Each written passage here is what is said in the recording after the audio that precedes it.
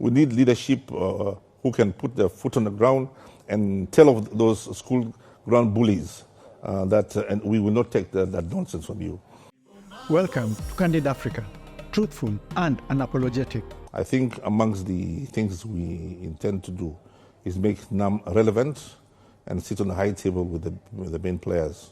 For many years, members of NAM have been sidelined, have been ignored, and have been bullied, and been intimidated, and been lectured upon by the so-called police countries of the world.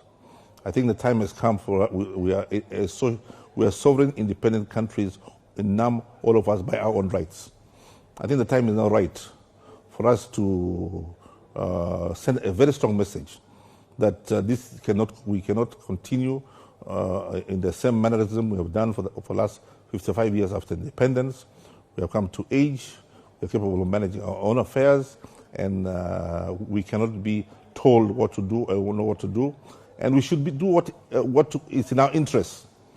And if there's any mistakes in those decisions, they are our own mistakes, but not mistakes of others who have lectured us on how to do or manage our affairs or not to manage our affairs. If you look at the membership of NAM, and you see the membership of G77 plus China, you'll come to appreciate that all these countries are more or less underdeveloped countries, and they're classified as such by World Bank. But nevertheless, they form a very big, significant population and a number of countries in the world. And as a bloc, it could be very influential in determining many issues on the world stage, in the international, in the United Nations and other international forums. The amount of GDP together that those countries have, the amount of natural wealth that those countries have, human resources have, is so powerful that if properly managed, properly correlated, can do wonders in the world. And what is important between the members of NAM and the members of G77? The usual colonial mentality of divide and rule that they always bring amongst us. We as the members of NAM, members of G77, can be exceptionally powerful in our own rights. We don't have the nuclear weapons, we don't have those magnificent guns and so on and so forth, but our numbers count, our natural resources count, and these can be used as a force if we could be more cohesive and more coherent in managing our affairs. It is a very complex navigation, so to say, because it has come to a level more recently. Either you're with us or not with us. But nevertheless, if, as I said earlier, we need a leadership of steel. We need leadership who can put their foot on the ground and tell of those school ground bullies and we will not take that nonsense from you. They have thrown everything at us, and so far we've survived, and they'll continue throwing many things at us to break our back. But we will try and resist as long as possible.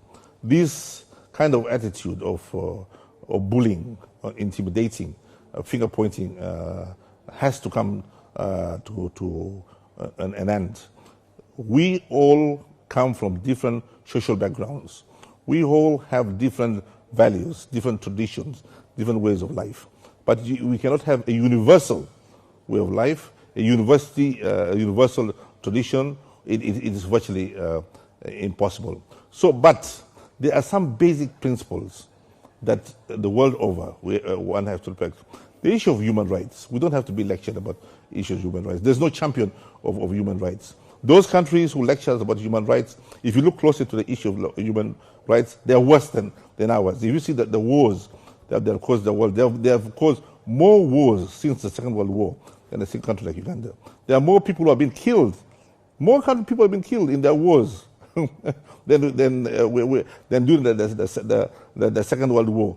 And they lecture us about human rights. We respect in the Middle East. We say that in the case of Israel and Palestine, we are calling for a ceasefire. We are calling for peaceful negotiation and a political solution to the war. We could go back to the principles that Israel and Palestine can be two states living side by side in a peaceful manner. These are basic principles that we should all respect. But the big, so-called big players, often and many times, do not play by the same rules, but expect us to play by the same rules. The absence of Africa in the UN Security Council is a historical injustice.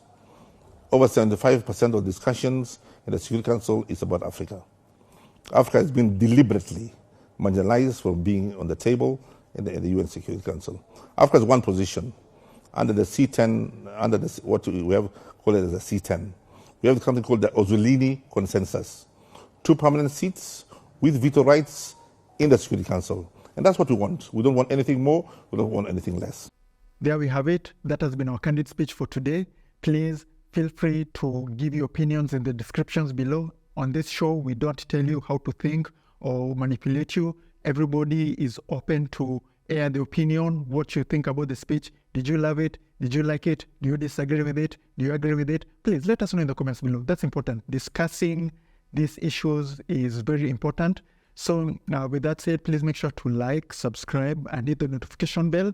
Share this video with friends and family. It's the best way for YouTube to spread this video further, okay? So it's been me, Mikey Mushi from Tunacheki. And always remember, Africa is watching.